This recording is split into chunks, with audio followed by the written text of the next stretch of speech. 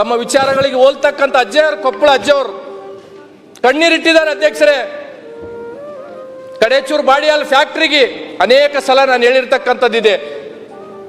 ವಿಷಪೂರಿತ ಗಾಳಿಯನ್ನಂತಂದ್ರೆ ನಾವು ತಿಂತಾ ಇದ್ದೀವಿ. ಇವತ್ತು ಕೊಪ್ಪಳ ಅಜ್ಜವರು ಮೊನ್ನೆ ಕಣ್ಣೀರಿಟ್ಟಿದ್ದಾರೆ.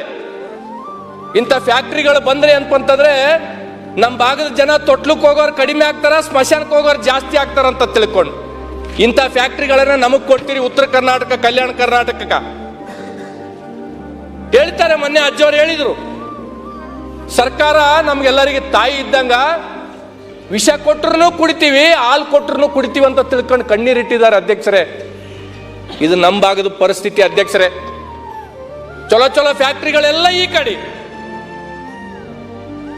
ವಿಷ ಗಾಳಿ ಅಂತಂದ್ರೆ ಅದರಿಂದ ಬಂದೆ ಅಂತಂದ್ರೆ ಸಾವುಗಳು ಆಗ್ತಕ್ಕಂಥವೆಲ್ಲ ನಮ್ಮ ಉತ್ತರ ಕರ್ನಾಟಕ, ಕಲ್ಯಾಣ ಕರ್ನಾಟಕ. ಇದು ಯಾಕೆ ತಾರತಮ್ಯ? ಯಾರ ಮುಂದೆ ಹೇಳ್ಬೇಕು ಅಧ್ಯಕ್ಷರೇ? ನಾವು